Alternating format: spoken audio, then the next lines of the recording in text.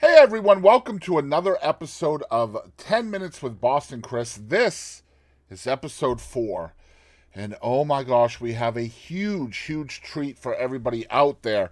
In his 30 plus years writing songs in Nashville for BMG, Acuff Rose, Murrah Music, and Warner Chappell, Joe Doyle's songs have been included on numerous multi-platinum, platinum, and gold albums, exceeding more than 17 million in sales, including the number one country single In Pictures, produced and recorded by Alabama on RCA Records. The top 10 single, She Said Yes, recorded by Rhett Akins on Decca Records, and Billboard's country charting single Blossom in the Dust, recorded by Mallory Hope on Universal Records. Other notable artists who have been generous enough to record Joe's songs include Reba McEntire, Kenny Rogers, Tim McGraw, Jason Aldean, Luke Bryan, Dan Seals, Joe Diffie, Daryl Singletary, Linda Davis, Daryl Dodd, Robert Ellis Oral, Michael Ray, Tracy Bird, Martina McBride, Trick Pony, Blaine Larson, among numerous others. In 2020, Joe Doyle became an inductee for the Rhode Island Music Hall of Fame, and we are so honored to have gotten a chance to talk with him. In this episode, he has also been generous enough to share with us two versions of the same unreleased song called Contagious. The first one we're going to share with y'all is the Worktape for the song, and the second one, which will be at the end of the episode, is the demo of the song with the vocals supplied by country superstar Brett Eldredge. And we did talk a little bit on the episode about the difference in the sound between a worktape and a demo, and then ultimately when the song is chosen by an artist. Joe, thank you again for your time and for your generosity in sharing your music with us, not only in this episode but also for the last 36 years. You guys check out this episode with the one and only Mr. Joe Doyle.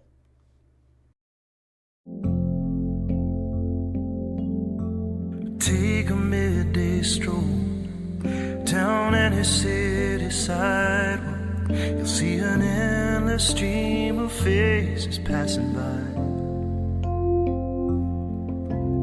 Too much in a hurry, caught up in the business, or too afraid to look you in the eye. We're miles apart, we're walking side by side.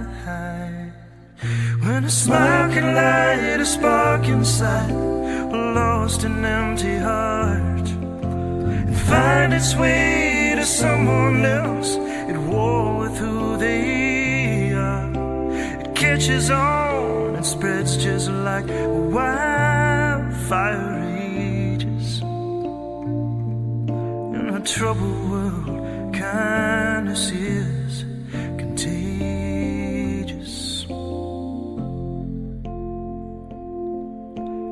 We put on our masks, our hidden coats of armor, to distance anyone from reaching in. When somewhere down inside us, there's an ever-present hunger to know the grace and comfort of a friend, to bring this lonesome longing to an end.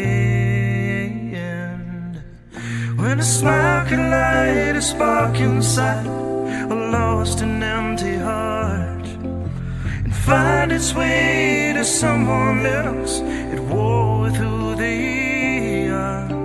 It catches on and spreads just like a wildfire rages. In a troubled world, kindness is contagious. Ooh, we wouldn't always be that stranger in a crowd if we'd only get our courage up, our defenses down.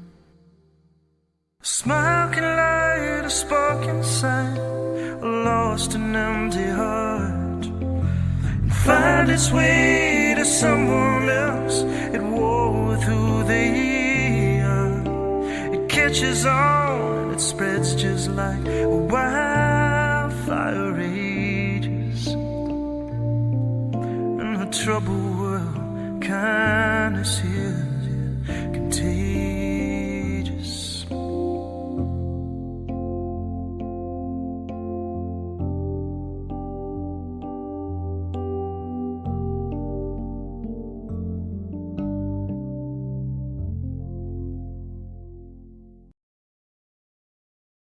All right, so we have a treat for everybody out there today. We are talking with the legendary Rhode Island Hall of Famer, singer-songwriter extraordinaire, Joe Doyle is with me this morning on the show. Joe, how are you doing today? I'm doing well. Glad to be with you. Well, I appreciate you coming on with me. It's been a while since I've done this, so I'm a little bit nervous. Just bear with me as I try to work through that. But I'm excited to have you on the show, and I'm really excited to pick your brain as well. I guess we'll just start right in. When we start talking about songwriters in Nashville, we don't typically think of Rhode Island, do we? No, there's not too many of us. Yeah, I was like, man. So I'm from Massachusetts originally, so Okay, hence the Boston Chris. I was wondering because you're in Texas now, right? that's right. I am in Texas now, and everybody here calls me Boston Chris, and everybody back home calls me Tex. So You got all your bases covered. that's right. That's right. I guess when I moved here 23 years ago, I talked a little funny. I don't know. I can imagine. Yeah, it was hard to hide it. So, we got into it. Rhode Island's not really considered a hotbed for the music business. I'm curious, as a young kid, what events led you to wanting to get into the music business, or were you even thinking about music business, or just making music in general at that time? Well, I was 12, and I guess they had what were called assemblies, and some of my fellow students had bands, and they got up and they played. I remember specifically my neighbor, Dave Bowden, got up and played Lucky Man by Emerson, Lake and Palmer on guitar. And then this other friend of mine who I played football with, his band, they played 8 days a week and some other stuff.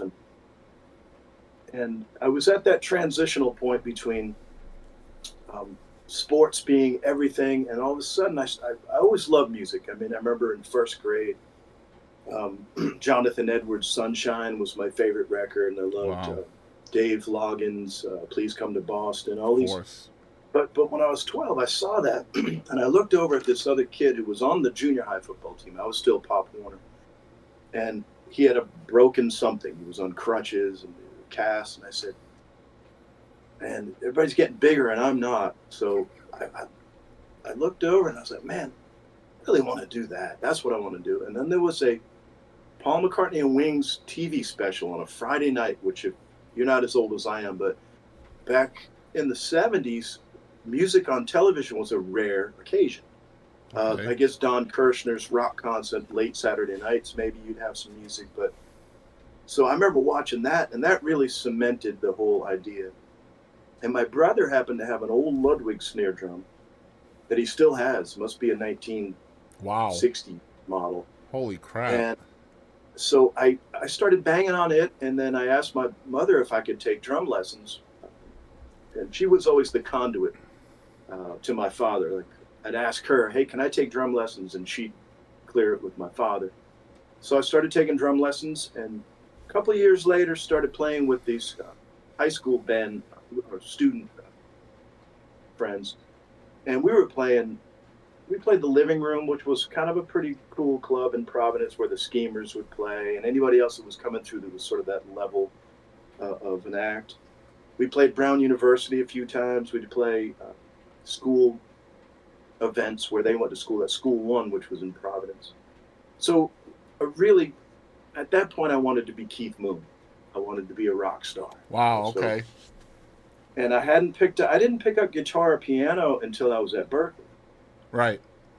Now, your dad was also pretty influential in the area, too, so did that help or hurt you? it helped because we'd get free soccer tickets. We had a Rhode Island Oceaneers. We get free tickets to that or things, but musically, not so much. No, Okay.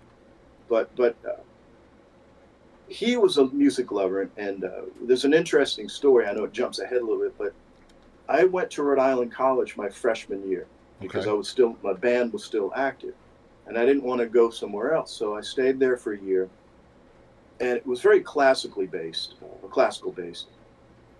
and it just wasn't my thing. A lot of the fellow students had grown up with that type of training, and I remember that my teacher was actually one of the members of the Rhode Island Philharmonic.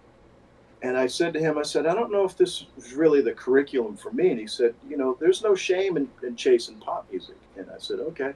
I took that to heart. But one weekend, my dad came and got me, and we weren't very close. It wasn't like we had this real open dialogue all the time. I mean, there was no problem in our relationship, but there really wasn't that, how was your week, son, and blah, blah, blah. But on the way home, I said, Dad, I think I'm going to switch majors from music to business. I Mm-hmm. started to get just a little disheartened by the way the music was going for me. And he talked me out of it on the way home. And the next year, I asked him if I could transfer to Berkeley up in Boston, and he was all in. So that was when you talk about my father being influential. Um, to me, that's what I remember most because he was the barbershop singer when he was young. Wow. Okay. Um, and he actually, have you ever heard of Danny Davis in the Nashville Brass? I have. Yes, I absolutely have. Well, my dad used to sing with his brother I'm in a kind of a bar. nerd though, so a lot of our listeners may not. So. Well, Danny Davis was like the horn player in Nashville. Right. Chet Atkins actually, Mm-hmm. no, Owen Bradley brought him down from New York, and Owen Bradley who ran RCA Records and opened the Quonset Hut, where everybody from Patsy Cline to George Jones recorded their music. But anyway, one afternoon when my dad was visiting, we called Danny, and we all had lunch together, and and Danny's a New England guy. Right. And if some of your listeners look up Danny Davis and the Nashville Brass, he was a pretty big deal back in the 70s, 80s in Nashville. And where do you think some of your disillusionment came from? Where you were really kind of floundering on music, maybe not thinking that could be a viable path for you. Where was the disillusionment coming? Do you think it was Rhode Island? I mean, it's not exactly. No, well, I can, in best of my recollection, this is a long time ago now, was the other students were more advanced than I was. They Right. I remember that same drum teacher, he said, you've got good hands. And he said, these other students just have a lot more experience than you do. Right. And that is true. Well, I went to a high school that didn't have a band program. So I didn't know how to, I could read drum music notation, but I didn't know music theory yet. So I had a lot of catching up to do. And a lot of the other students were that far ahead of me. And I think that's what got into my head. And the same thing happened at Berkeley, oddly enough. Um, and it's kind of what made me switch from drumming to writing. There were drummers like Will Calhoun, who went on to be in the band Living Color. Terry Lynn Carrington, who was Arsenio Hall's drummer, has played with all the jazz legends. They were there at the same time, and when I'd see them play in recitals and things, I would just be blown away. And I got a little disillusioned there as well. But luckily, there were other paths to chase at Berkeley. Right. Yeah. And But I don't think. I'm sorry. Go ahead. No, go ahead. Go ahead. I was just going to say I don't think geography had anything to do with it at this point about my disillusionment. I always knew because as a young kid I bought, I don't know, 100 to 200 vinyl records with my paper route money as a teenager. And I would scour those liner notes, so I knew who played on which track of Steely Dan's records, or I know who did this, and I saw where they recorded these albums, the different studios. So I was well aware that to chase the dream realistically, I was going to have to go somewhere. Right. New York, Nashville, Los Angeles. somewhere. I mean, even London. I mean, that's where Paul Simon went for a while. Mm-hmm. James Taylor went to London. A lot of big songwriters went over to London Yeah. and just jumped in. And a lot of people at the time when that was happening didn't realize how much of a hotbed it was for songwriters to go over there and kind of shape what they were doing. London doesn't get enough credit, I don't think, in the world of songwriting. So Yeah. Well, the whole British invasion, I'm sure, had a lot to do with. I'm sure. And of course, the whole infatuation. Lennon McCartney catalog couldn't hurt either, right?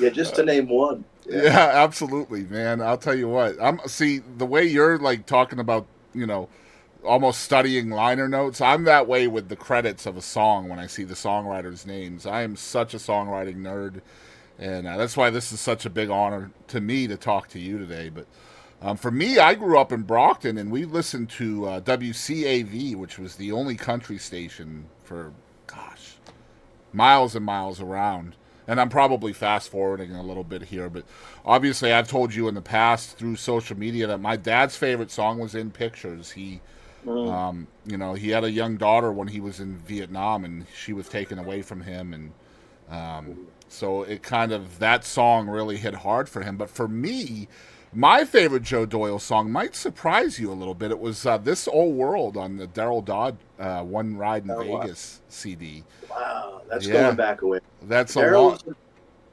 Deryl was an old friend.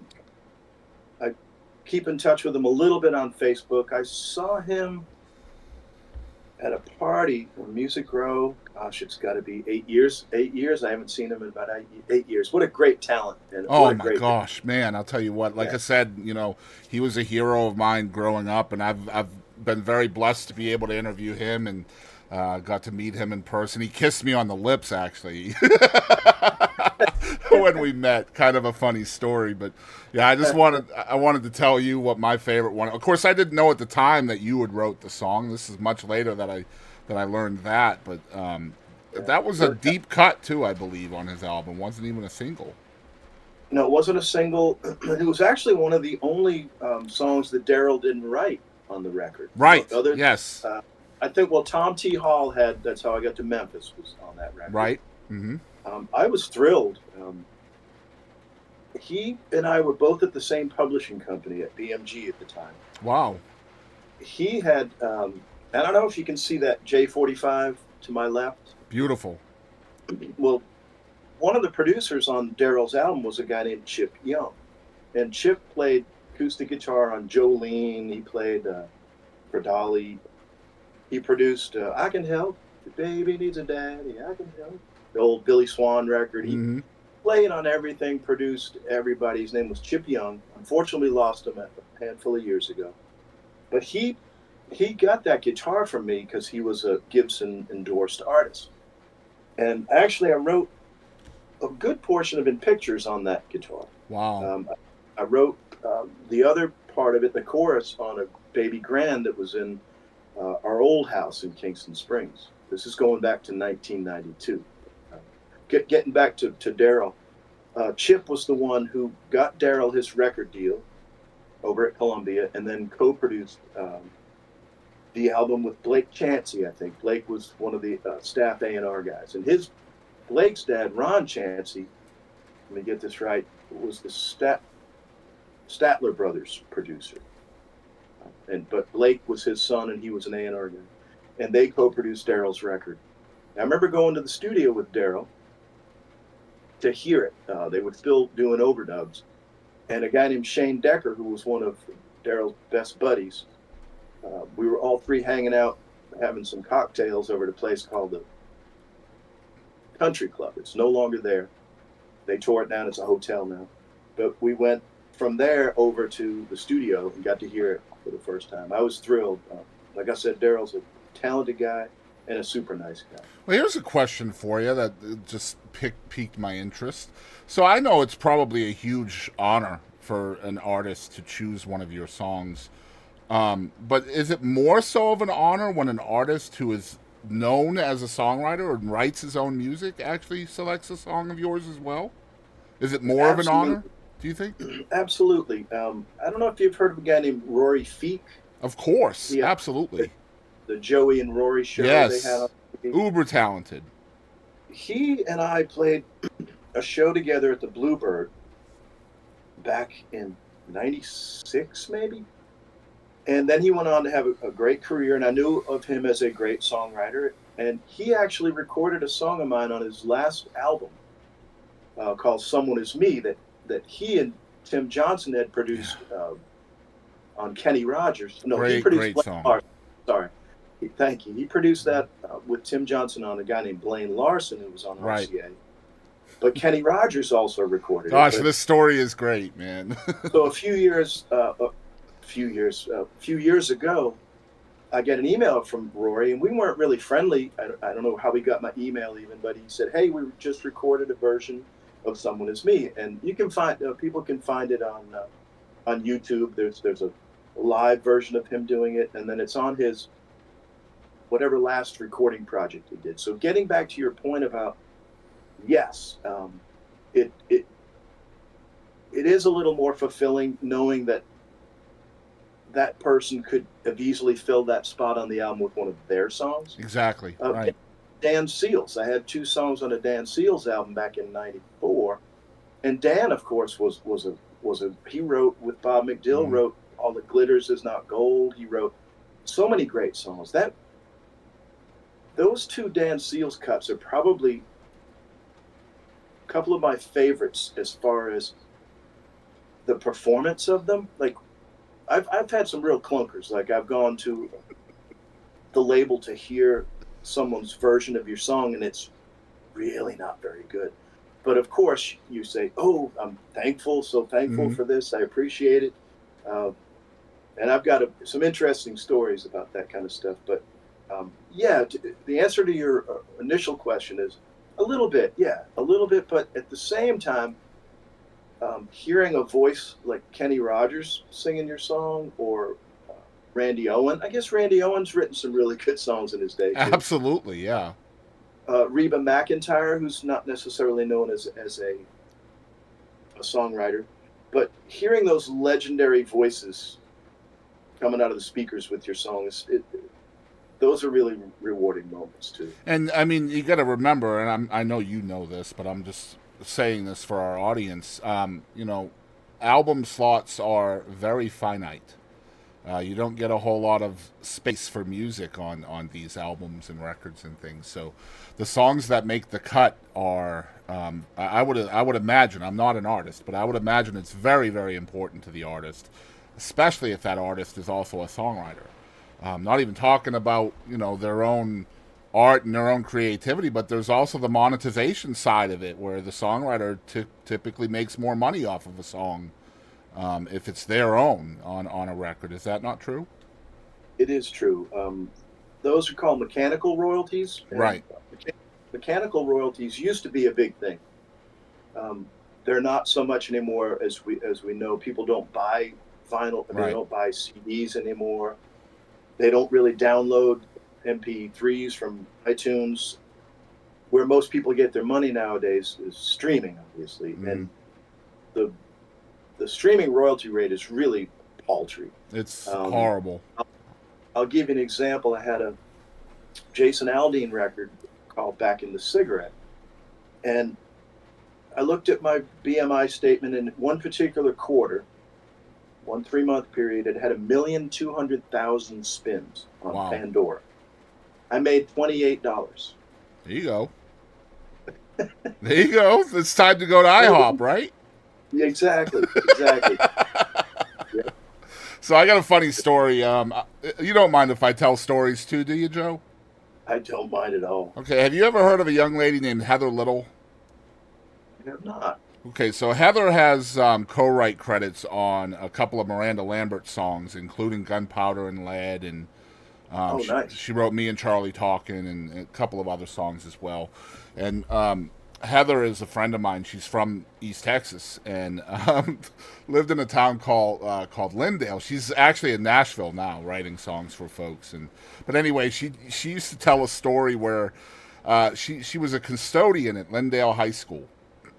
And one day she was in the bathroom cleaning the toilets. Okay, this is how she told the story. She was cleaning the toilets, And a young woman, a young lady, a student, came into the bathroom, and her song was the ringtone on this girl's phone while she was doing her makeup or whatever. Gunpowder and Lead literally played while the writer of the song was cleaning a toilet, like 4 feet away. Like, what a crazy thing to hear. It's just a cool story. Well, that's evidence that streaming is not Yep. supporting songwriters. It's not enough. Yeah, it's not enough. Well, when, for instance, that Reba album that I had a song on, the album was called From Our Broken Heart. Mm-hmm. What, multi-platinum album? It's almost 5 now. Yeah, million. Crazy. So I had been at BMG for about 3 years when that came out. I'd had a couple of cuts, but nothing of significance. And all of a sudden that came out. And because so many people bought that record, I think it went double platinum within about 6 to 8 weeks. Yeah, it was quick. That I was recouped. So all of the advances that I had been given for those 3 years, because I wasn't getting much as a 23-year-old kid, I was recouped. So it ensured that I could keep my publishing deal with BMG. But nowadays, even the biggest artists, like I don't even think Luke Bryan is selling multi-platinum. Yeah. He's a huge star, but he's not selling multi-platinum. And you didn't have to get a single back then to make a living. That's good. It's that way now, though, isn't it? You have to have the singles, and they have to be terrestrial radio singles, meaning your FM stations that are playing to large audiences. And those are really coveted spots. And when you were talking earlier about when they make decisions on what's going to be a single and what isn't, they're certainly thinking about, well, this is a pretty small pie now, so we don't want to give away too many of the pieces. And if you look at, what's amazing to me is the hits nowadays will have 4 writers on it, and that was unheard of when I was coming up. It was really admirable if you wrote a song by yourself. Now it seems like everybody's working the politics, and that's why there's so many different names. Well, that's what I was going to ask you. Do you think there's like nefarious means behind that? Like, if somebody hears a song or gets a song that's written by a person or maybe even 2, they just kind of, tweak a line here or 2, and now all of a sudden they have credits on it. Do you think there's any nefariousness going on behind that? Well, nefarious is a pretty strong word. It is. But I personally don't know. I've never had anybody approach me in that manner. But, if you look back at people like Chuck Berry or those guys that came up in the 50s, that happened all the time. Somebody would put their name on it, and the artist and the artist wouldn't even know until the record came out. All of a sudden, Alan Freed's name would be on the record. Like, what? Mm-hmm. And now that happened. Now, the Colonel, Elvis's manager, he was notorious for nefarious activity. That's honestly where the question came from. I was thinking of him as I asked you that. Yeah. Yeah, absolutely. I don't know. And of course, it's very covert. So if it's never happened to me personally, I don't know. Right. What I think is more the case is that there's become this track person and then top line person. I don't know if you're familiar with those phrases. I'm not. Or you're listening.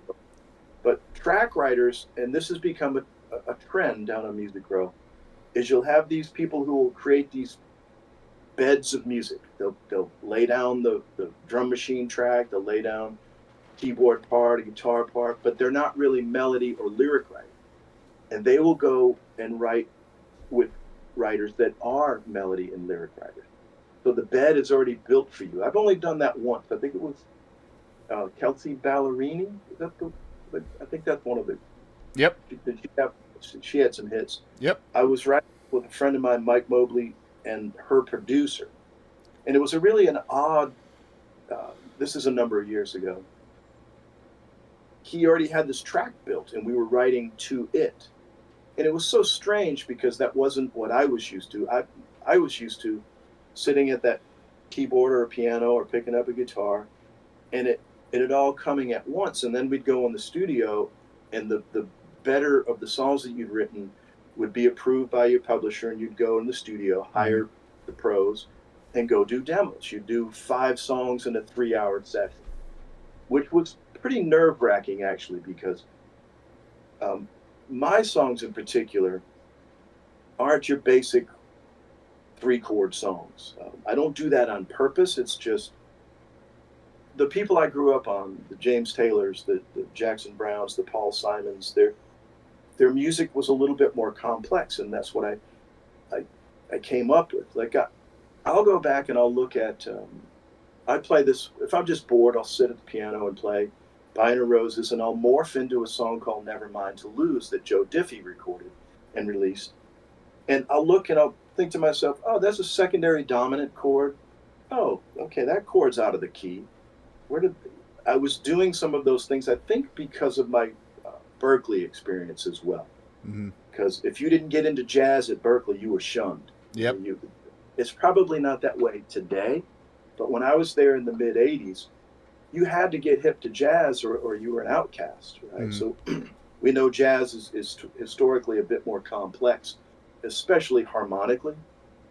I don't remember what my train of thought was where I got there, but going back to the demo sessions, it was nerve-wracking sometimes because you're looking at the clock, and you want to get the 5th song in because your co-writers and your co-writers' publishers are going to be concerned if the demo costs more than they were expecting it to cost.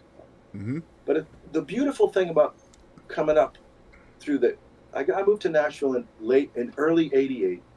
All through the '90s, the companies had huge budgets for everything because there was so much money floating around. It's huge. So it wasn't. People weren't really that strict about. You really had to really go over your budget to even hear about it. I'm sure today it's a whole different story.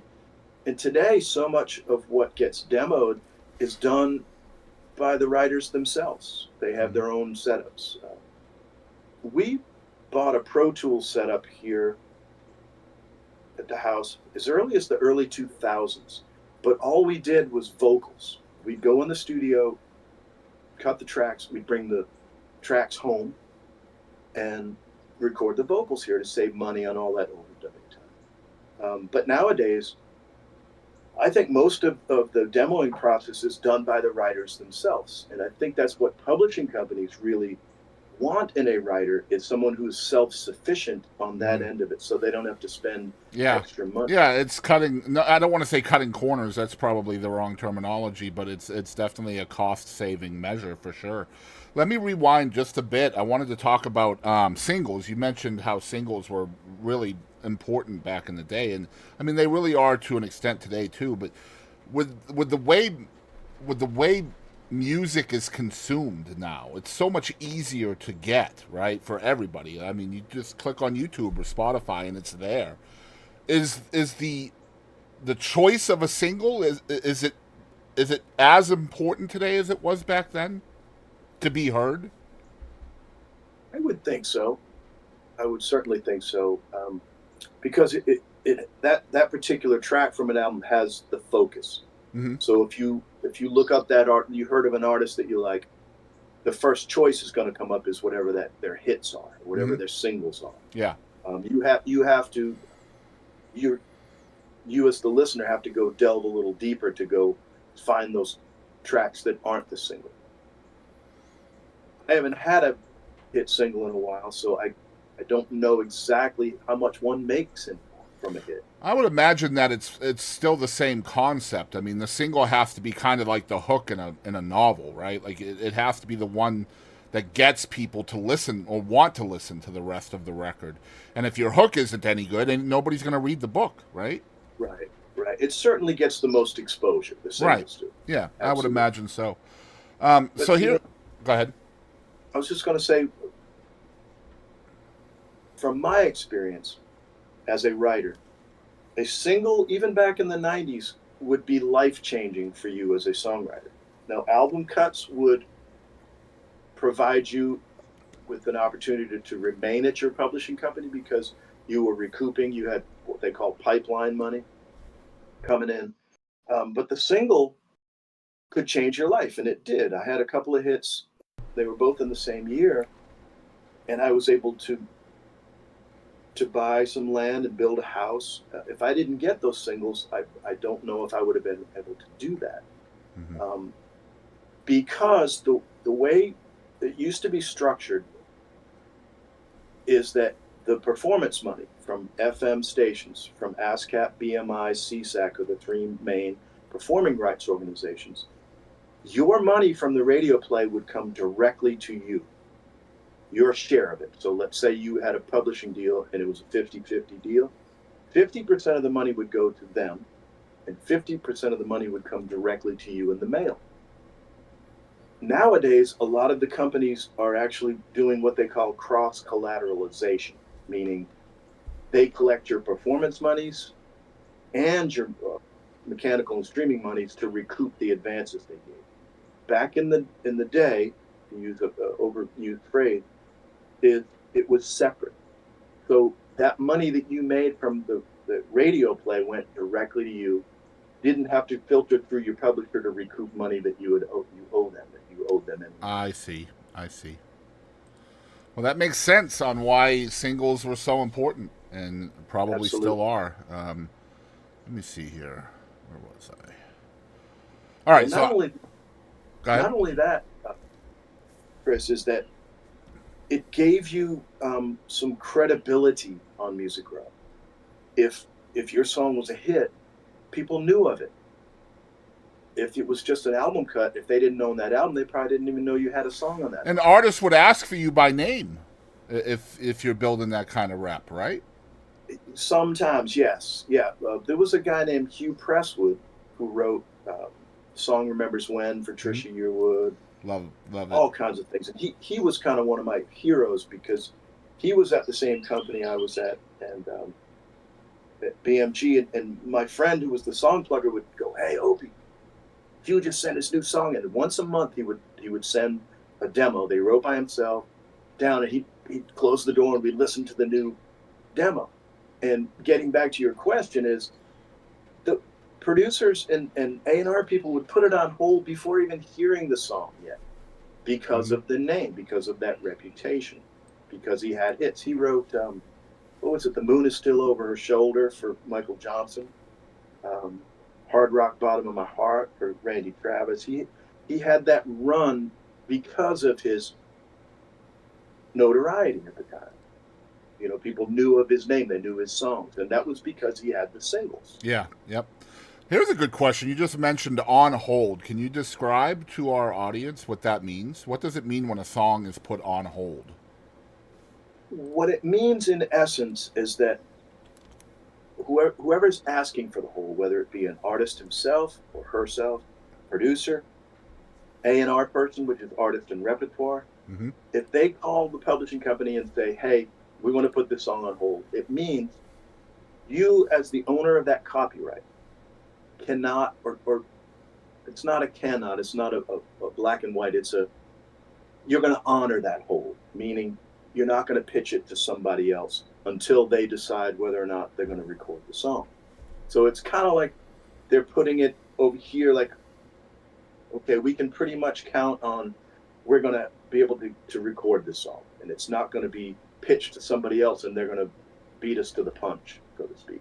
So essentially, it's a handshake agreement, basically. Then, basically, yeah. and I watched a lot of things play out. Friends in Low Places, for instance. When that came in, I was there. I took the reel-to-reel tape from Dwayne Blackwell, who was one of the writers, and I put it through the machine, and we listened to it for the first time at BMG Publishing. First time we heard Friends in Low Places. Wow, demo. That's crazy. And it was Garth singing the demo. Wow. And he didn't record it on his first album, but it was on hold. It was on hold, and so Dwayne was pretty mad about it. So I remember sitting in the front office at BMG, and our song plugger and the VP of BMG were talking, and I'm just sitting there privy to the whole conversation. And the plugger had taken it over to Mark Wright, who was producing Mark Chestnut over at RCA. Well, I think Mark was on MTA, but Chestnut was on MTA, but Mark Wright was an A&R at RCA, but was still producing it. Mm-hmm. And them discussing, can we let them cut it on Mark Chestnut? Because it was on hold for Garth. But Dwayne was given the option. When Henry asked him, and he said, let him cut it, because he was mad that they didn't put it on the first record. So there was a big controversy over that hold. I watched it happen a handful of times. I've got a funny story about the Kenny Rogers Someone Is Me. It was on hold for Kenny through his manager. Mm-hmm.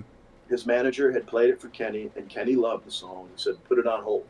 So my publisher did. So my publisher had a meeting with the producer, Dan Huff's assistant. Dan Huff is one of the big Nashville producers, used to be an LA session person. Anyway, he had a meeting with him, and he said, oh, no, we're not cutting that song. We're not cutting that. So my publisher, being told that information, said, okay, so it's no longer on hold if you're not recording it. Mm-hmm. So he pitched it to Roy Feek and Tim Johnson, and they cut it on Blaine Larson. So the funny story about that is, and I hope I'm not taking up too much time on this particular story, but it is about holds, is my publisher, Dan Hodges, called one day and he said, hey, I've got some good news and some bad news. I said, okay, tell me the bad news first, and maybe the good news will temper it afterwards. So he said, well, no, it was just the opposite. I'm sorry. I said, tell me the good news first. Maybe it'll make the bad news not so bad. He said, well, the good news is Kenny Rogers did record your song, and it's coming out. It's coming out in 2 weeks. I said, great. I said, well, what's bad about that? He said, well, the first 200,000 units have the wrong writer's credit in them. Yeah. So, oops. In the interim, they had recorded it on Blaine Larson, who was on RCA. So they both came out simultaneously. And the producers of Blaine were really upset. And Dan told a great story about, boy, he got an ear chewing about that. But it wasn't his fault. And it all went back to the hold situation. The producer's assistant said, we're not cutting it. So he went ahead and didn't feel like he was violating a hold at that point, because they said they weren't doing it. And there's so many different stories that I've... Man, I might get some hate for this, but I liked Blaine Larson's version better. I'm just going to say that. Did you? I did. It was pretty good. Yeah, it was pretty good. I'm kind of a closet Blaine Larson fan anyway. Not a whole lot of people know who Blaine Larson is, but he did a song called I Don't Know What She Said. I don't know if you're familiar with the song. I don't know that one. Oh, it's great, man. It tells the story about he's basically in the wrong part of town, and he runs into this gorgeous senorita, Latino girl, and she doesn't know any English, and she's talking to him in Spanish, and he says, I don't know what she said, but I sure like the way that she said it. I thought you were gonna say, I sure like the way it sounded. Yeah, just a great lyric, man. I mean, I love that, man. One thing I like about Joe Doyle personally is perspective, and perspective in songwriting is always an interesting thing for me, because when you're a guy, you typically write songs from the perspective of a guy, and I like one of your best songs, in my opinion, and we've talked about it already, is the song on Reba's album, and that's from the perspective of a female that's been cheated on, right? Correct. So how do you get into that place where perspective isn't always chiefly important to you as a songwriter? Because this is not just a one and done thing that you did in this Reba song. You do this pretty habitually. I can't say I could ever speak for a woman.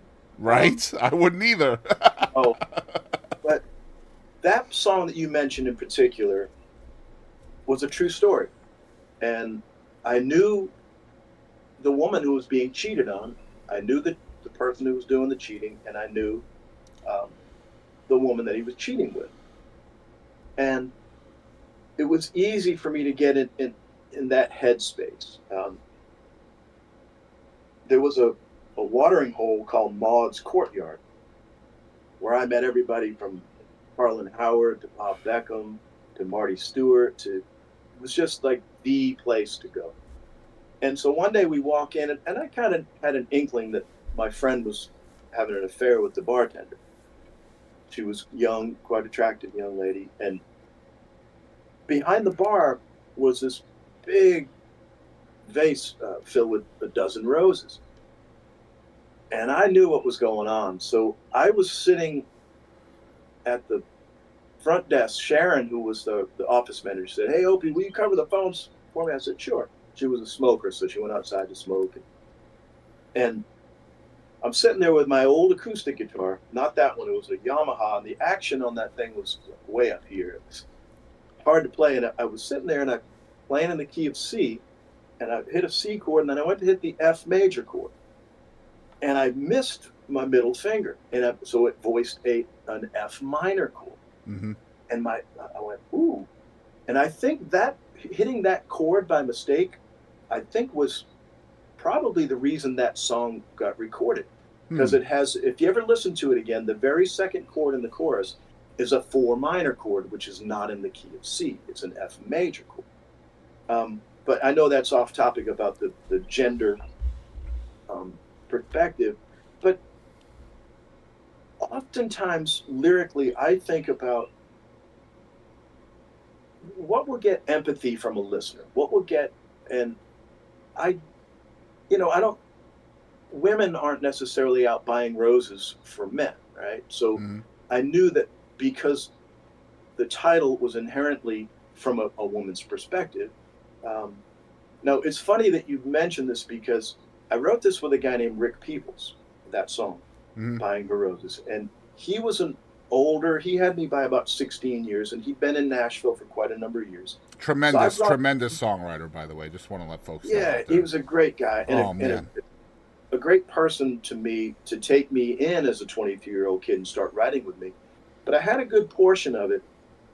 And I said, hey, his nickname was Peeps, Rick Peoples.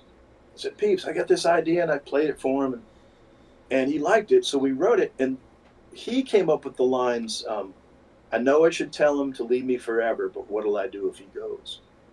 And I caught some flack years later, or in the interim after that was written and released, um, mostly from joking from some of my female relatives, like my niece. She said, "Boy, that's kind of sexist. That what'll I do if he goes?" kind of thing. But that wasn't my line. And you think about it, this was written in 1990. I know it's only 34 years ago, but I think the whole dynamic between Things are a bit women different now. Yeah. and men has changed, Yes, a right? little bit. Yes, Yeah, tremendously from the 1950s, let's of say. But course. but Yeah. even then, in the 1990s, it was the equity of pay was a lot less. Mm-hmm. It's still unfair to this day, but it's caught up more than it was in 1990. But Radio airplay too. Don't get me started, man. Jeez, we need yeah, we need it's more we need more fair for females in the music industry when it comes to being seen and heard. country music especially. Especially, absolutely, I agree. Yeah, Yeah, yeah. but I don't find it very difficult if you look at to take a different perspective. If you look at novels, I mean, you look at a song like "Mill Worker" by James Taylor. That's from a woman's perspective, Mm-hmm. right? If the listeners ever go check out that song, it's called "Mill Worker." It was on Flag, I think, was the album it was from, and I think Emmylou Harris did a wonderful version as well. It was supposed to be for some sort of play or something, so James even sings it as if he's a woman, which is even more interesting than Mm-hmm. just writing it from that I'm not perspective. familiar with the song, but I will definitely check it out. You have. Oh, it's a beautiful song. I'm It's very called Mill Work. curious. Do Yeah. you find it easier as a songwriter, especially as a lyricist, obviously, to get into the headspace of somebody else rather than writing from your own perspective? Which is easier for you? Hmm. I would say that most of my writing has not been very personal. Hmm. In pictures, I don't have any children. Right. I was coming back from visiting my sister who had two little toddlers and had so much fun with them. On the plane home, I was thinking about what a song plugger mine had said to me, where the initial idea came from. But I started to I said to myself, boy, if those two were my kids and I only got to see them like this, boy, that would be kind of painful, right? Mm-hmm. And little did I know how many people actually experience that. If I get bored, I go Google, YouTube that song, and people have uploaded so many versions of that song. Myself included. Yeah, thanks. And Yeah. I will scroll through the comments, and some of them are just heartbreaking. But it's amazing how many people have that as a part of their life. And it wasn't something that I personally have experienced. So it was easy for me to get.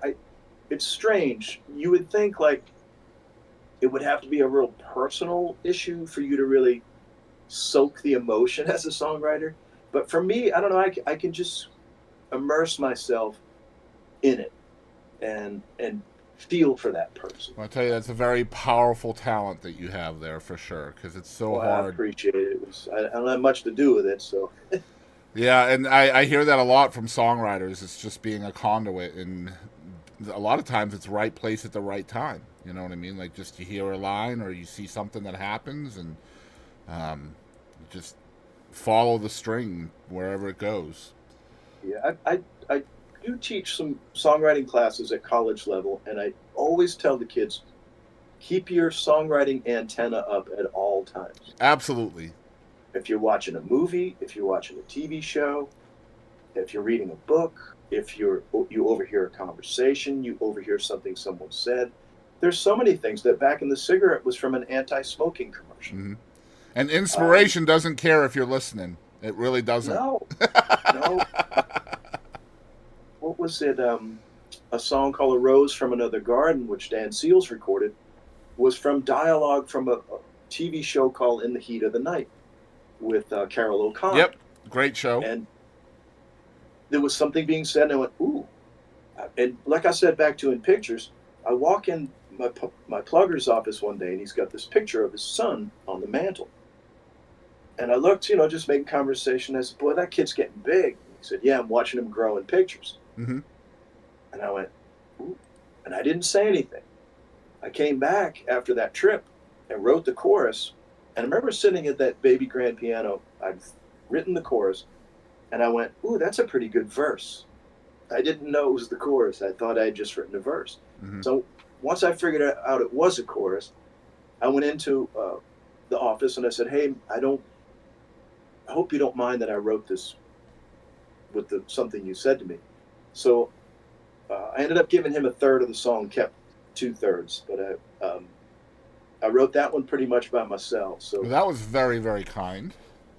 yeah, in retrospect, but I had no idea that it was going to make the kind of money that it made. Oh, you were early 20s, right? You're just getting started and I guess I was in my mid 20s when I mid wrote that. 20s. Okay. Yeah. So here's a question. I didn't want to spend all that much time on In Pictures because I'm sure you get a lot of questions about In Pictures.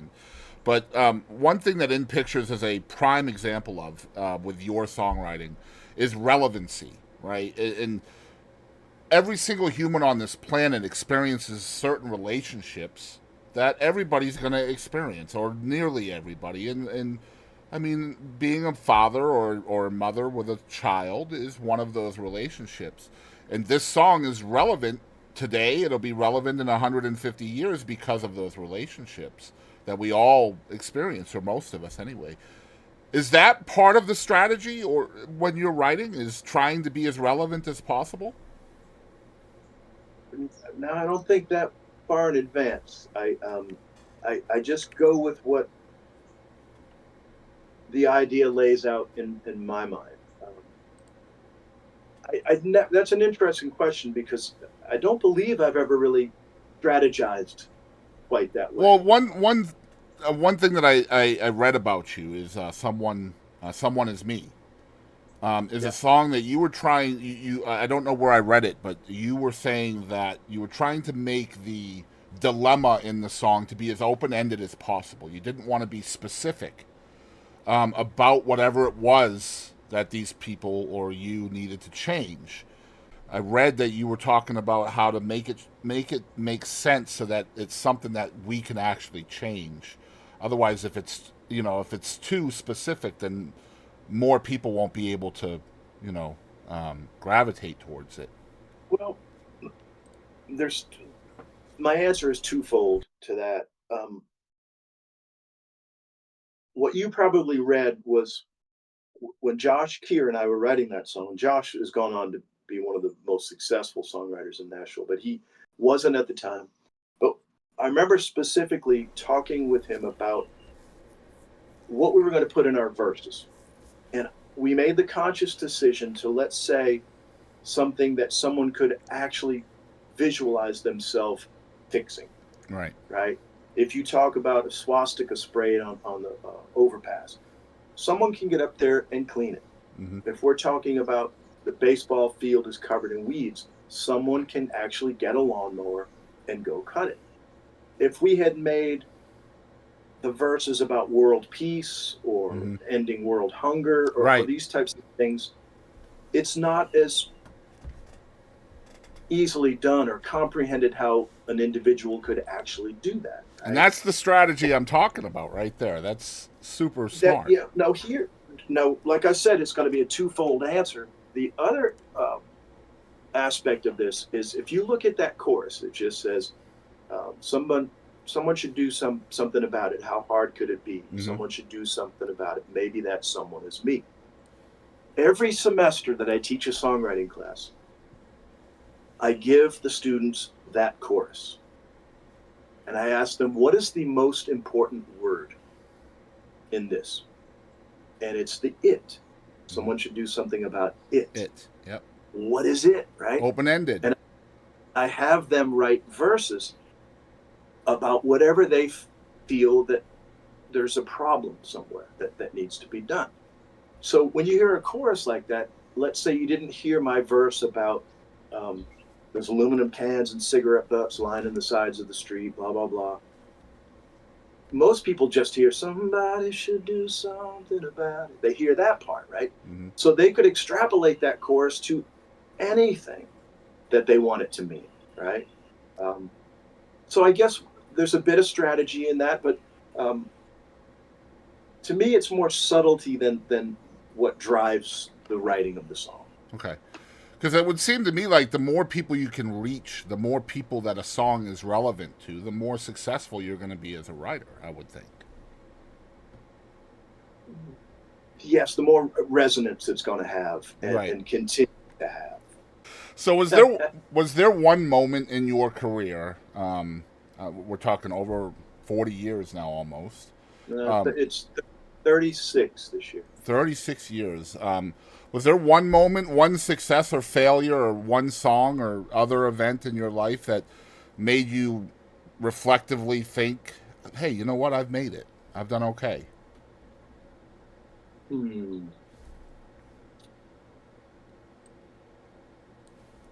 Gosh. Was there one thing that made you like look at that thing and say, you know what, I'm glad I chose music instead of business?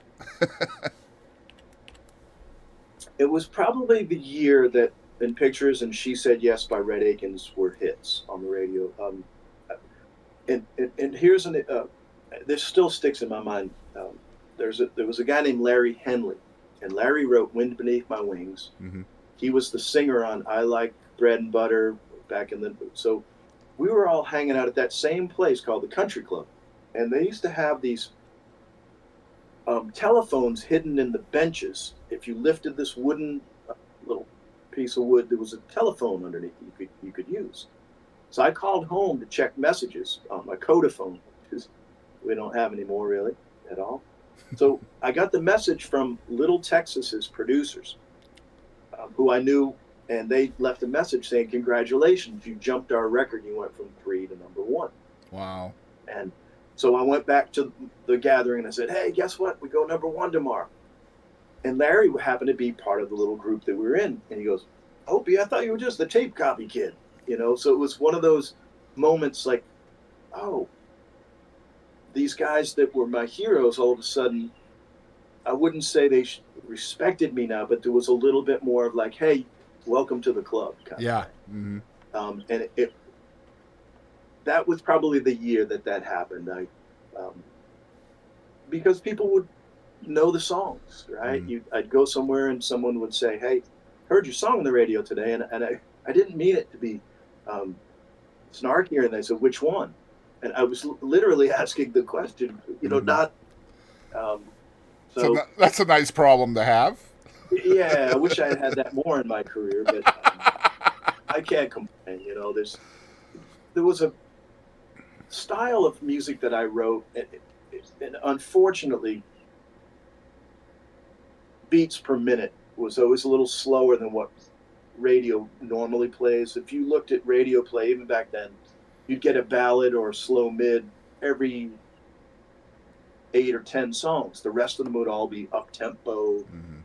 rocking songs, and that wasn't really how my heart beat musically. I remember when we go in and demo songs, I'd play the work tape or play it live for them, and we'd always end up taking it up a few beats per minute. We'd always take it up to make it a little more commercial sound. It was just there's another funny story about that tempo stuff. There was a song plugger. It was the same guy who was cheating with the bartender.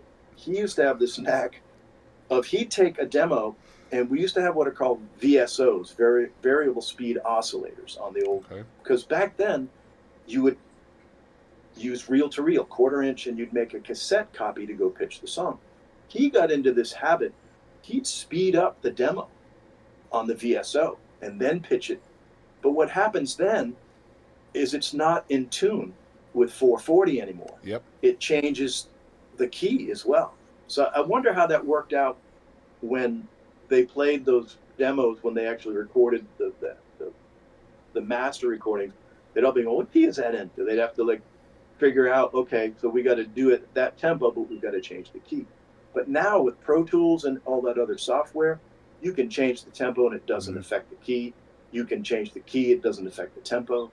Um, I know that's a little side story, but I forgot what your initial question Well, was. that's what the show is about. It's about the stories. So please don't ever apologize for going off track. That's kind of the point of the show. So here's one for you. I'm gonna kind of shape this question as two sides of the same coin. Do you have a favorite song of yours that you were sure, absolutely certain it was going to be a big hit that never made it? And on the other side of the coin, did you have a song that was chosen, not necessarily a big hit, but maybe made someone's record that you were like, what?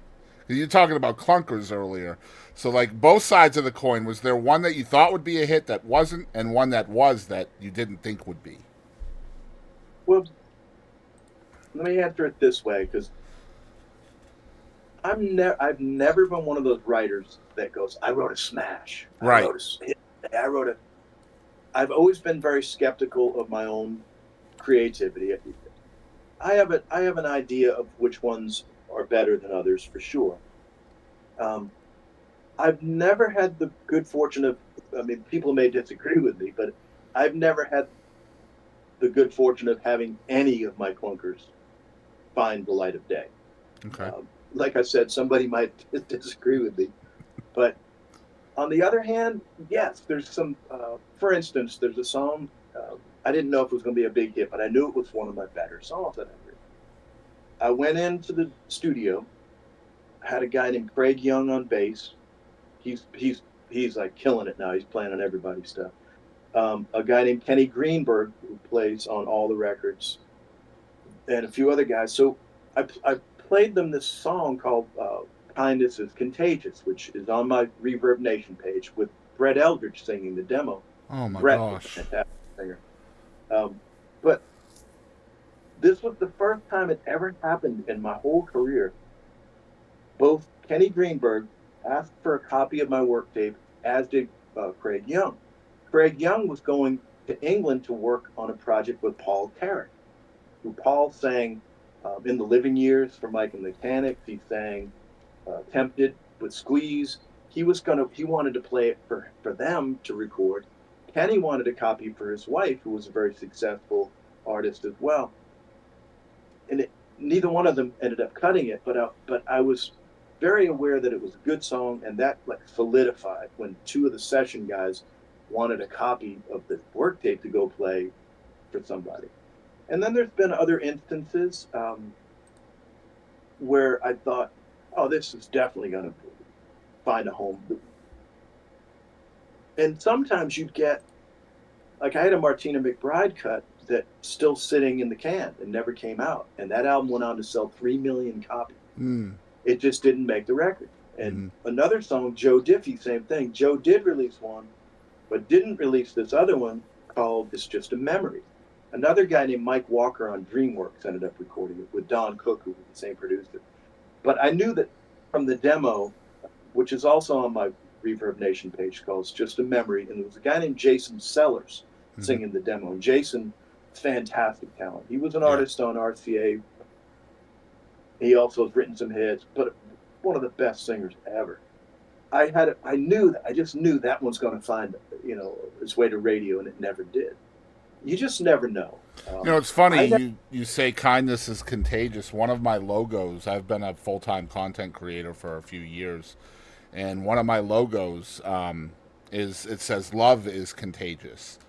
Yeah. And I wanted to use kindness, actually. This is kind of funny. I wanted to use kindness is contagious, but I couldn't fit it above my logo. Like, the word was too long. So my wife was like, you know what? If we just shorten it to love, it would fit.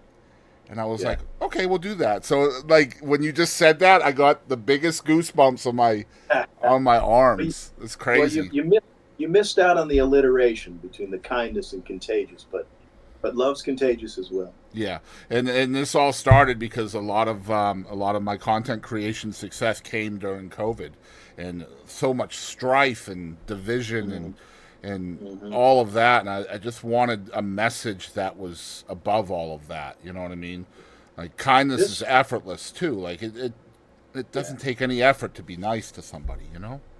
Yeah, it's we wrote that song. A friend of mine, Michael Purry, and I, probably 2010 or something like that, or maybe a few years after that. Somewhere it was pre-COVID. But one of the lines in the second verse is, "We put on our masks, our hidden coats of armor, to distance anyone from reaching in." Little did I know, within 5 years, a mask had a whole nother meaning. We were talking about. I was listening to Sting's song "Shape of My Heart" yesterday. I watched the video. And one of the lines was, "I met a man with too many faces. The mask I wear is one." And I was like, wow. Yeah. That's what we were using, was the mask that way. It's like, when we go out into the world, we sometimes do put masks on, to, whether it's to cover our insecurity or cover our struggles, our strifes, whatever we happen to be going through at the time. Yeah, our fears. Yeah, yeah. So I always thought that song would find a home, but it hasn't.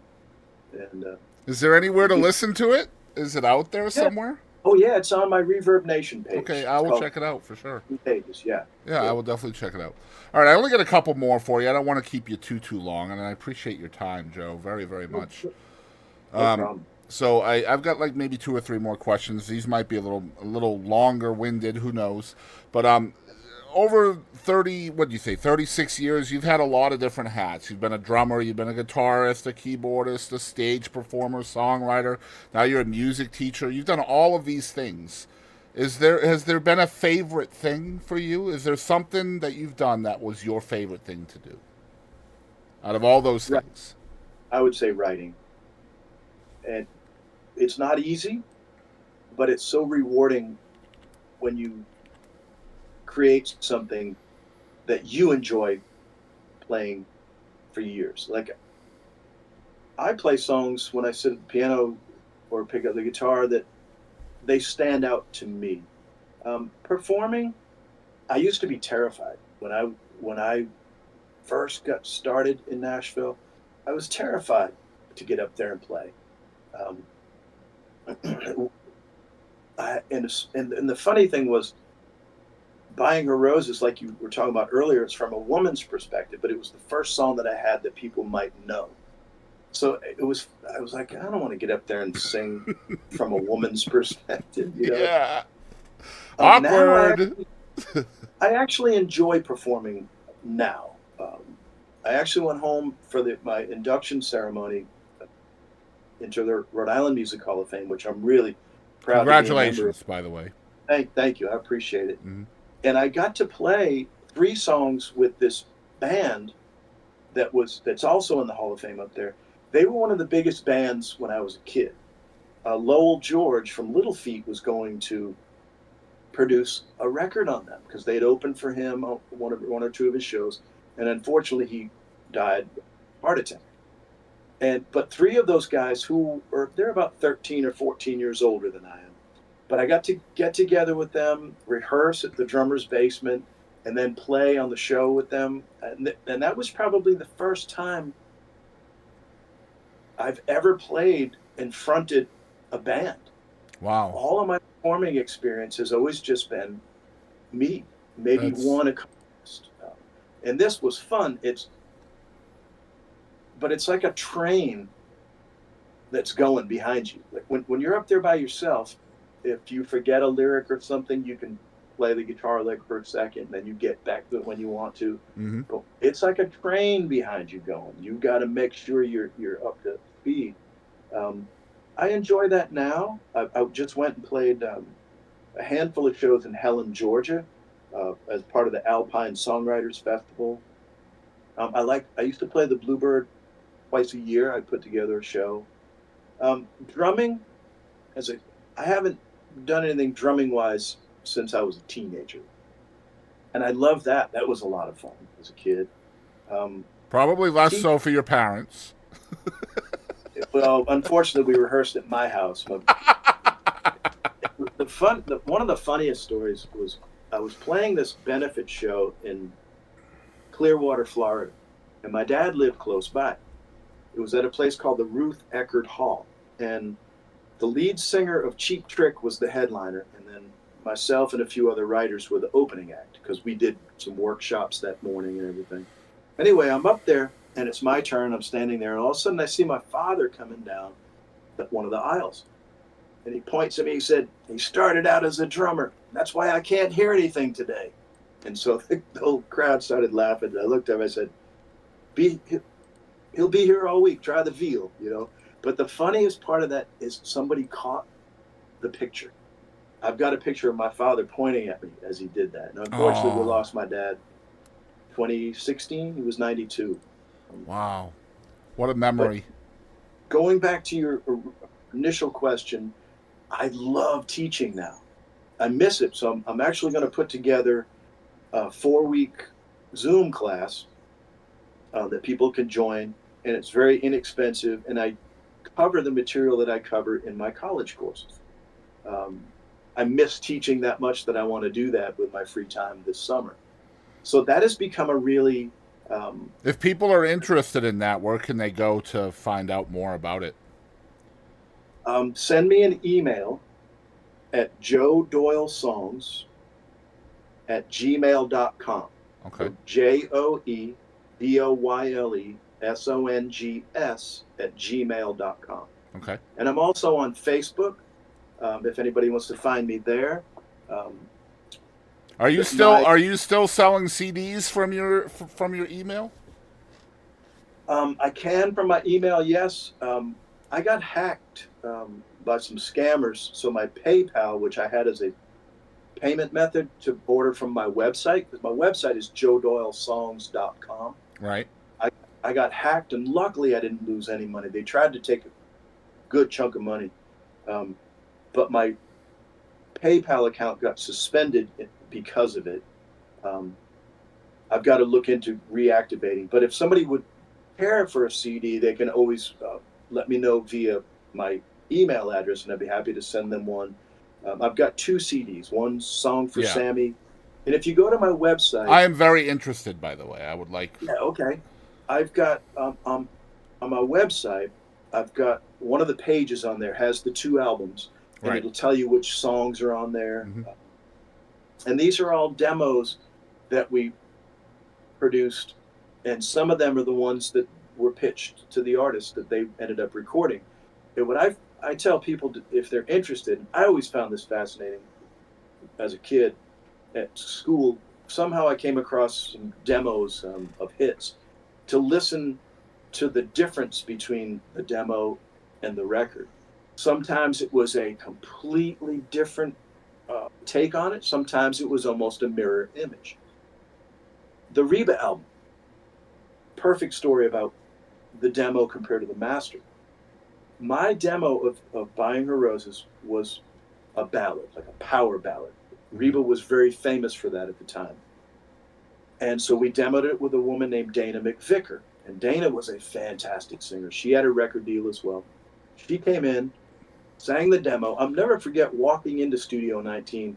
She was in her car listening to my work tape, learning the song And you outside. And I walked said, by hey, her as she was doing that, yeah, right? she was in the Yeah. car listening. She was nice enough to come into the studio and sing the scratch because Wow. this was really important if it was a woman's song, because I'd have to either sing it a fourth above my range or a fifth below. Mm-hmm. And that takes the energy out of the track, in Mm-hmm. my opinion, because they're listening to me either sing ridiculously high or ridiculously low. But when a woman like, especially a woman like Dana came in, she sang it as we laid the tracks down and just really kind of motivated the players because what they were hearing Mm-hmm. in their headphones was inspiring. I mean, essentially, So you want the artists that the prospective artists that might choose the song, you want them to be able to seamlessly put themselves in the shoes of the demo singer. Otherwise, I mean, it's not going to work. I would imagine. yeah, well, I'm talking more about just, you're right about that, but I'm talking more about the inspiration and motivating the players when you're demo when Ah, the I gotcha. tracking. Yeah, If I they're see. hearing something that's really appealing to them in their ear and their headphones, they're Yep. like they can inspire to play. But what happened was that song. I was in the office when Reba called. I just happened to be hanging out in the lobby with my buddy Song Plugger, and the phone rang, and Jerry, she was a sweetheart. She was our secretary out front. She said, "It's Reba McEntire on the phone. She wants to put a song called Buying Her Roses on hold." And my head kind of went, "What?" I went, "Wait a minute." So my friend Todd picked up the phone. He said, "Yes, ma'am. Yes, ma'am." Blah, blah. So it was on hold for 9 months. Hmm. This was probably, I don't remember what month, but I knew it was like giving birth. It was like 9 months before that This is came the out. song that she cut on the last day, right? Like the last minute. Last day of tracking, yes. Yeah, yeah, But what happened was, unfortunately, was her band perished in the crash yeah. between when she called to put it on hold and when the album was recorded. Right. So, because her mindset and the mood around her whole camp was very somber, she needed pacing for the album. She had picked all these sad, slow songs. So she ended up doing the song of mine as sort of a mid-tempo Latin groove. If you listen to the album, that wasn't what the demo was. They completely changed it. And one night, my buddy Peeps, who I wrote the song with, was happened to be at one of the watering holes, as you're seeing a common trend here. I wasn't there that day, but he went into the restroom and Tony Brown came in. Tony Brown is one of the legendary producers in Mm-hmm. Nashville. Produced everybody and their cousin, played piano for Elvis when he was a kid. My buddy Pete said, "Hey Tony, thanks for recording our song on the record." He said, "I hope you like what we did with it." Little did my friend Peeps know that what he meant by that was literal, because Yeah. normally that's just, I hope you like what we did with it. But he was really, they really morphed it into something different, and I was thrilled that they, instead of pushing it to the side and not recording it, they decided, let's pick the tempo up, let's give it a bit of this feel, so it wouldn't be all ballads on that side of the album. They So did that. the same thing. I heard they did the same thing with "Is There Life Out There," Mm-hmm. which was one of the big hits from that album. If you heard the demo, it was a lot slower. It was more ballad-esque, and they picked it up and made it into sort of like a anthemic mid-tempo. Well, I know Vince Gill was kind of infamous for recording both versions of a song, an up tempo and a ballad. I forget what song it was. It's been many years since I talked with Vince, but there was a certain song that was meant to be up tempo. He turned it into a ballad, and it just he won a Grammy with it. I forget which song it was. The guy's so dang successful. It's hard to remember which one was which. Hard to keep track. I think there's a legendary story about the Beatles. It was one of their earliest records. I can't remember which one. Please Please Me it was. That George Martin decided, hey, this can't be a ballad. Let's pick it up. And they did, and it became a huge hit. Mm-hmm. So that was a case of, for me, changing tempo is tricky because so many times in the studio I'd have to go, can we take it back a click? I can't fit all the words in. It's just at that tempo I can't fit that melody, the meter of that melody in there. So I guess that's a fine line. How do you can do that? So if the studio or the engineer changes the tempo of a song like that, do they get credit on the songwriting as well? Oh no. That would just be an arrangement technique. I see. Makes sense. All right, last question. I got one more for you. You got time for it? Sure. All right, awesome. Absolutely. All right, so again, 36 years in the business, long time writing. You say you don't really write much anymore, but the music business has obviously changed between 1980s and the 2020s. What similarities and differences do you see in songwriting between the time you started and the time that we're in now? Well, the song form is pretty much the same. It's usually your verse, maybe pre-chorus, chorus. You might have a bridge in it. So there hasn't been any drastic changes in the song form. If you look at the first part of the 20th century, most of popular music was in the AABA song form, meaning verse with a refrain, bridge, verse with a refrain. That was the template for the first half of the 20th century. That changed, right? We went through the folk music scene where it was verse, chorus, verse, chorus, verse, chorus. Then all of a sudden, it went verse, pre-chorus, chorus. Then you added a bridge to it. So that's something that hasn't drastically changed. In country music, that's the only thing I can really speak to is the lyrical content isn't as important as it was when I moved to town. If you look at songs like The Gambler, like Don Schlitz, or you listen to these great songs from the Bob McDill songs, like All That Glitters Is Not Gold. I know I mentioned that one earlier. All these fantastic lyrical masterpieces, right? I don't hear many of those anymore. So that, to me, has really changed. Yeah, you have to dig for those nowadays. Yeah, and it's become a lot more formulaic, I would have to say. And this isn't really part of the songwriting process, but what was a beautiful thing about the 80s and 90s country music, someone's voice came on the radio, you knew who that was immediately. Yep. Like, oh, there's George Jones, there's Reba, there's Mo Bandy, or there's Garth Brooks, or that's Randy Travis, Nowadays, I couldn't tell you one person from the next. Unfortunately, I have to be honest, I don't listen to much modern country radio. I get a little fed up with the lack of thought, obviously, put into the lyric. Substance. Seems like lyric is secondary. Yep. It's not a story song genre anymore, for the most part. Now there's some good ones that will squeak through now and again, but that was really important. Lyricists were really important in those early decades that I was here, and the music part, the musical adventures part, was you had to be careful when you were writing back then. If you had too many chords, they'd say, "What are you writing, jazz?" If you put too many strange chords in there. And nowadays you'll hear some harmonic inventiveness, but for the most part, that is very formulaic as well. You've got the same chord progressions, you've got the same, and I don't think that's the songwriter's fault. No, I don't think so.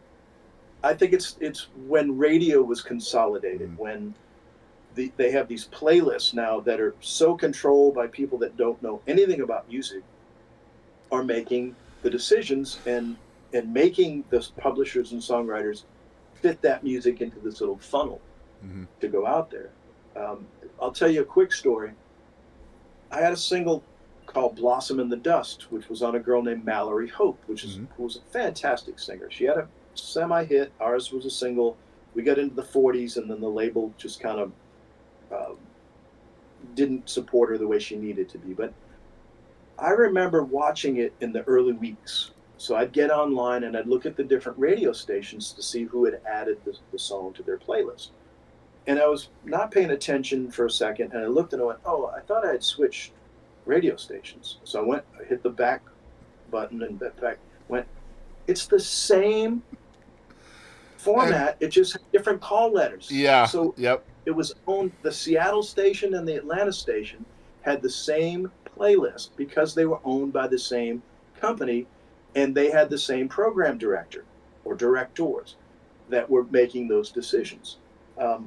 Back in the 90s, it wasn't as the stations hadn't been as consolidated. I think that didn't happen until the 90s. I think too. I think nowadays, from what I can tell, it's almost like, it's. I don't know who's doing it, whether it's the label or the engineers or who. I know it's not the songwriter, but it always seems to me as a consumer or a listener like it feels like these songs. It's almost like they're trying to make a checklist of different genres they need to check off in each song. Like, well, let's make this a little bit of rock and roll, and this one a little jazzy, and this one a little more upbeat, and like it's like I'm all for like ununiform genres. I'm cool with that, but like at least try to separate the song. Like when you're trying to fit all of that into one song, it's very confusing as a listener, and I feel like that's very meant nowadays from somebody. I don't know who. It might be, but this brings to my mind when I was a kid.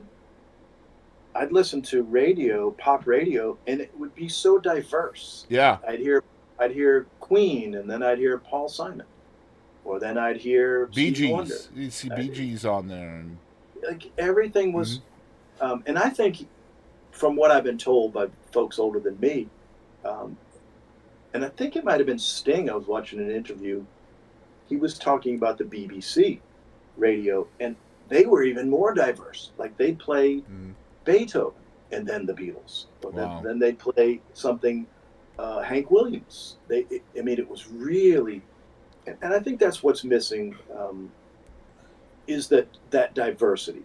I don't know what people's interests are when they tune into a radio station, if they even want to hear another genre of music or not. Right. So I guess that's a double-edged sword, I suppose. And there's so much division out there too, from traditionalists and like keep this out of my country and keep that out of my country and all of this. Right. You have to have that evolution first of all, but at the same time, like I feel like some of it is just overdone. It's way overdone. Yeah. Well, it goes back to my old friend Larry Cordell wrote that song, "Murder on Music Row," talking about how they changed the way they mixed the records, and if I listen to an old demo from my early years, it does sound so dated. It was funny. A friend of mine, he's in the film sync industry out in Los Angeles, and I sent him some music, and he said how dated he thought In Pictures album a record sounded. And to me it doesn't sound that dated, but I guess if you look at with all the bells and whistles that are put on records, it's not just a band in a studio going in and recording this music. Now it's all these little sound effects, it's got these loops in it, it's got this, it's got that. And like you said, it's music, any kind of art just can't be stagnant. And some of that is interesting to me. Some of the bells and whistles that you're talking about. but I mean that doesn't. I don't know if that's like an upgrade or what. But like you say, dated. I think it sounds great. Yeah. I wouldn't want the music from the '90s, especially. I'm a huge '90s fan. That's when I grew up in country music. So I wouldn't want all those bells and whistles in the music back then, the loops and all of that stuff. Yeah. Well, it You would have know, been strange to the ear. If you, definitely. I mean, this has been going on. You look at the progression of jazz music, for instance. You had big band, which was really the most popular during World War II. All of a sudden, you had this backlash from that style of music into bebop. You had Dizzy Gillespie and Charlie Bird. They were doing this whole other thing, right? And so the traditionalists who were into the big band music, like, what is that? They're Mm-hmm. ruining jazz music by doing that. Or, we've watched this happen with so many of the other genres of music. Mm-hmm. Who knows where it will go? And I think to some extent that has to happen for sure, for growth to happen. Yeah, well, I think it's inevitable because Mm-hmm. our circumstances in life, so many of them stay the same, Mm-hmm.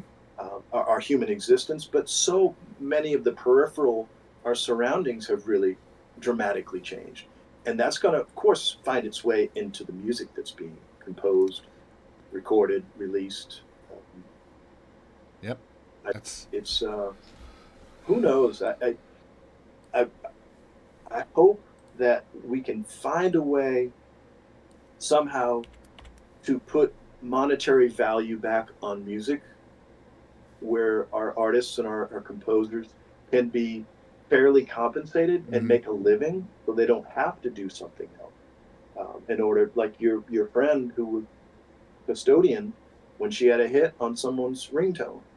I Mm-hmm. mean, unfortunately that's kind of the case nowadays. I don't know how many people, I couldn't tell you how many people that I knew from the music business are now real estate agents, Mm-hmm. or they're To be something else. fair, she waited until her kids were grown, and now she's in Nashville, and she just released her a record, and she's doing quite well now.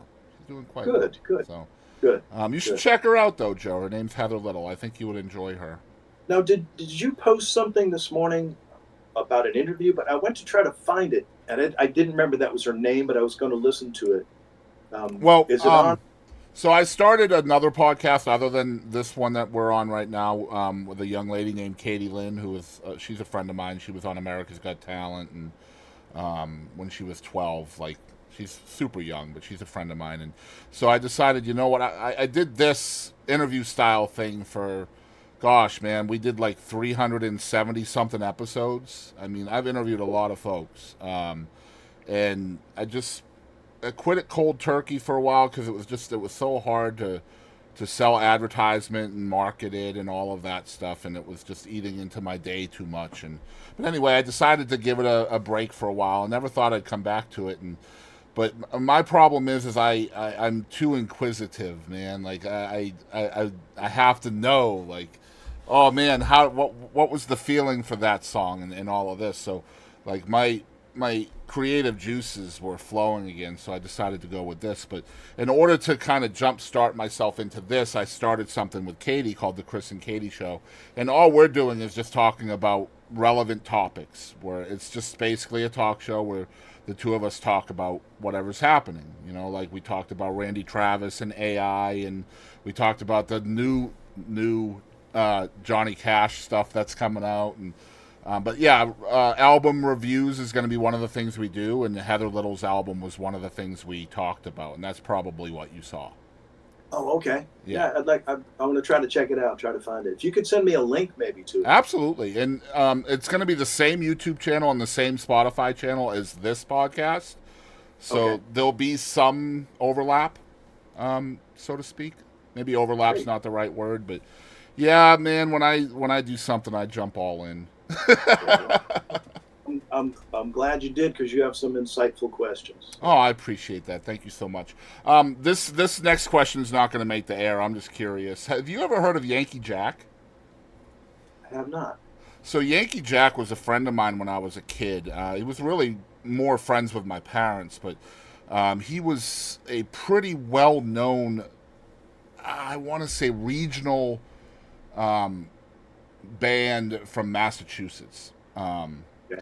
He opened for Loretta and Crystal Gale and Eddie Rabbit, and I mean, he was one of the go-to support artists for places like Webster Ranch and other places, South Shore Melody Tent and things like that. Anyway, he was pretty good friends of mine, and he went to the reason why I was asking you earlier about regionally or geographically being hindered, being from Rhode Island, is because he went to Nashville to try to make a go of it, and he was absolutely shunned because he was from Massachusetts.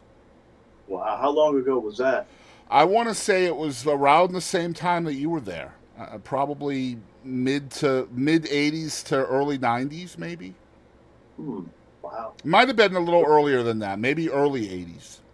Well, maybe he should have dropped the Yankee part of his Perhaps, absolutely. moniker. Yeah. Perhaps, yeah, that might have worked. That's a good point.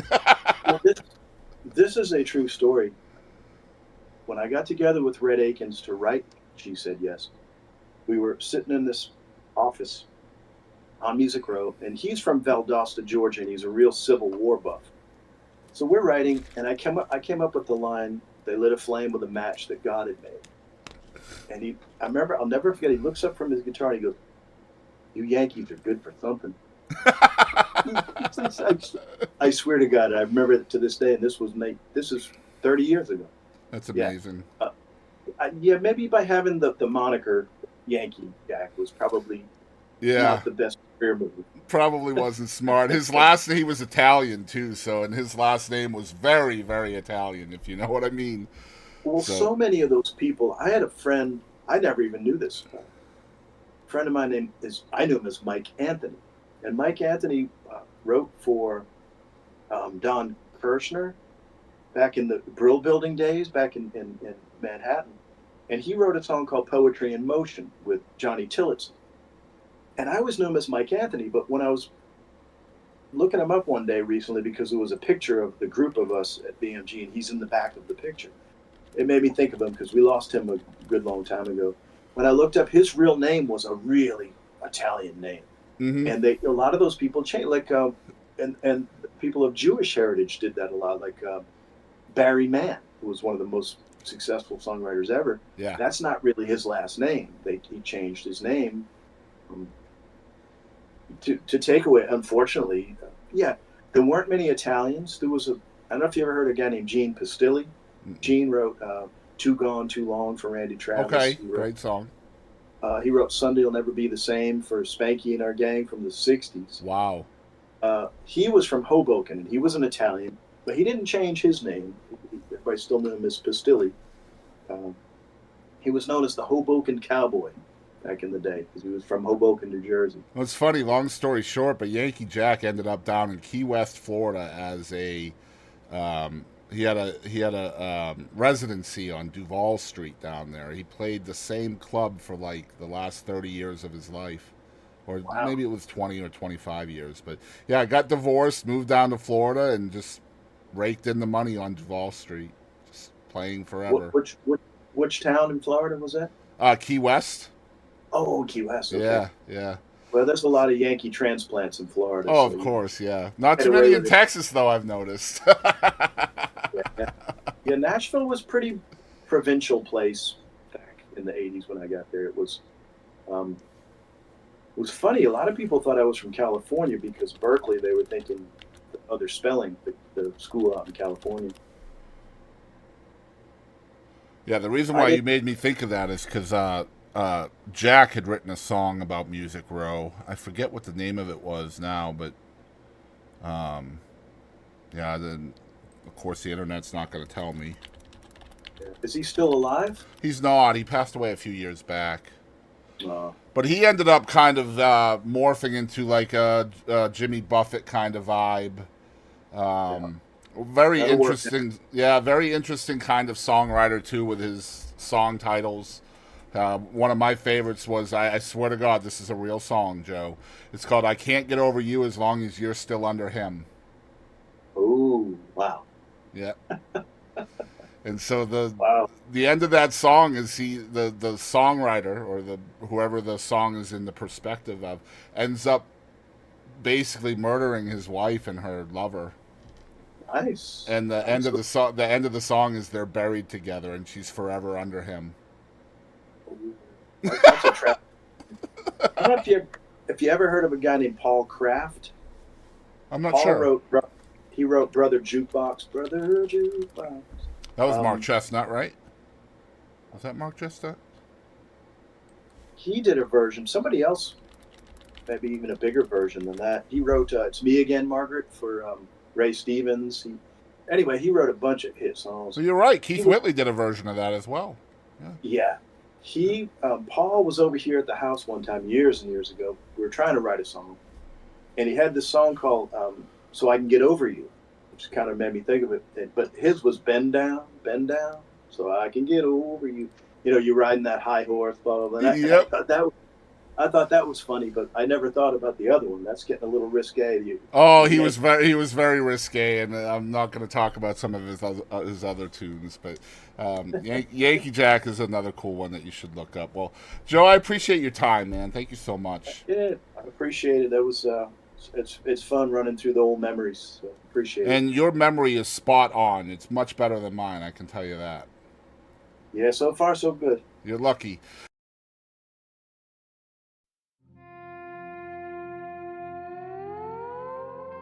Take a midday stroll down any city sidewalk. You'll see an endless stream of faces passing by. Too much in a hurry, caught up in their business, or too afraid to look you in the eye. We're miles apart, walking side by side.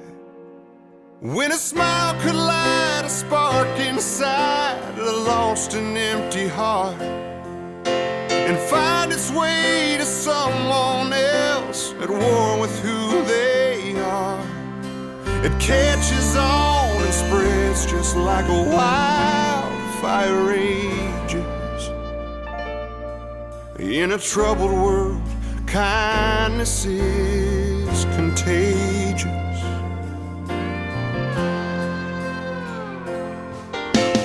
We put on our masks, our hidden coats of armor, to distance anyone from reaching in. But somewhere down inside us, there's an ever-present hunger to know the grace and comfort of a friend, to bring this lonesome longing to an end. A smile can light a spark inside a lost and empty heart, and find its way to someone else at war with who they are. It catches on, spreads just like a wildfire rages. In a troubled world, kindness is contagious.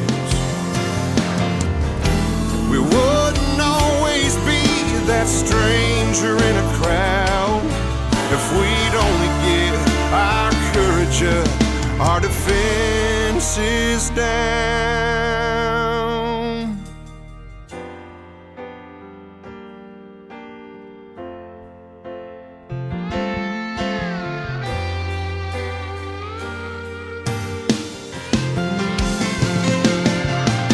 A smile could light a spark inside a lost and empty heart, and find its way to someone else at war with who they are. It catches on and spreads just like a wildfire rages. In a troubled world, kindness is contagious.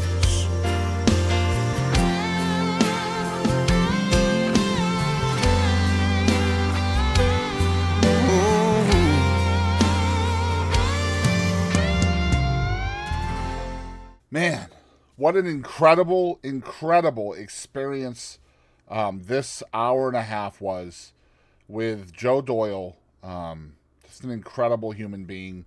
I'm blessed to be his friend. Thank you, Joe, for your time this morning. And man, what a great experience this was for me as a fan of music, and somebody who's never been able to be a songwriter or a musician or an artist or a singer or a band or any of those things. What a remarkable experience. Thank you again for letting us share the unreleased versions of Contagious, which is such a remarkable song, and I hope someday somebody will record it because it's amazing. Again, you guys make sure you're following along with Joe Doyle, joedoylesongs.com.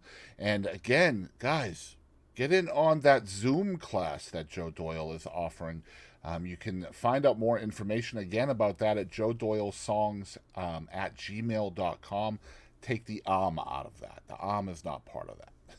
And of course, if you want to follow along with everything that we're going to be doing here on 10 Minutes with Boston Chris, you can find us everywhere at The Boston Chris Show. And just search Boston Chris on Google and you'll find everything we have going on. This show here is going to be on Spotify and YouTube, so make sure you follow along on your favorite platform.